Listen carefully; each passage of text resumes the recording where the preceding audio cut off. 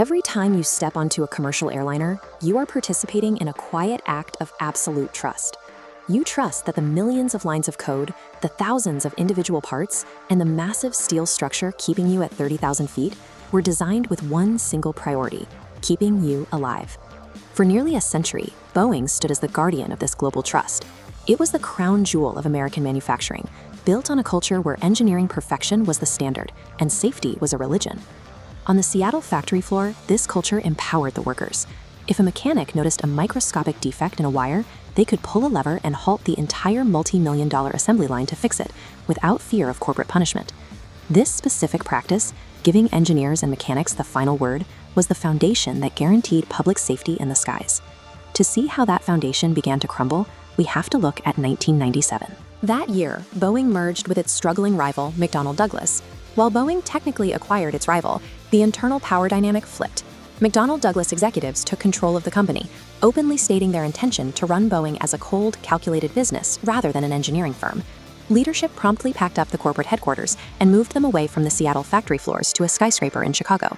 This move physically severed the executives from the planes they were building. The boardroom conversation shifted. Instead of safety breakthroughs, leadership prioritized squeezing profit margins, cutting manufacturing costs, and buying back company stock.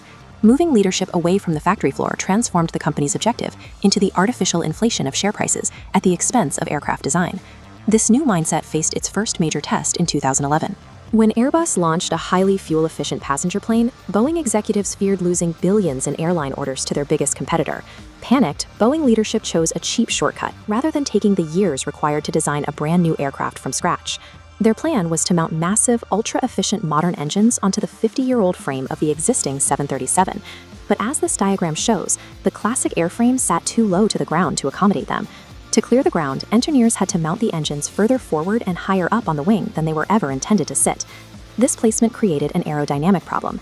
During takeoff, the position of the engines caused the nose of the plane to pitch dangerously upward, risking a stall. This physical design compromise resulted in an aircraft that was inherently unstable and prone to stalling before it even reached cruising altitude. Boeing didn't re-engineer the physical flaw. Instead, they attempted to hide it with code, a software system called MCAS. The sole job of MCAS was to automatically force the nose of the plane down if it detected the aircraft pitching too high.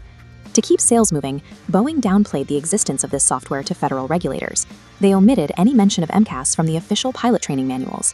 This ensured that airlines wouldn't have to pay for the expensive flight simulator training that a new system would normally require.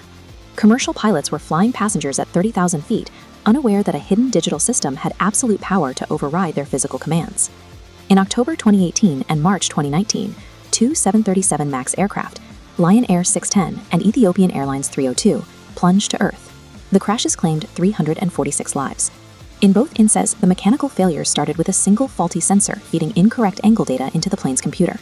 This bad data triggered the secret MCAS software, which frantically and repeatedly forced the noses of the planes downward toward the ground. The pilots fought the automated systems with everything they had, ignorant of the hidden digital ghost overriding their every move, until the moment of impact. These two crashes represented the mathematical, unavoidable conclusion of Boeing's hidden software activating exactly as designed, based on bad data. The global fallout was unprecedented. Aviation authorities ordered a worldwide grounding of the entire 737 MAX fleet as criminal investigations engineers bragged about deceiving regulators. Whistleblowers described a factory where workers were pressured to ignore manufacturing defects just to keep the assembly lines moving.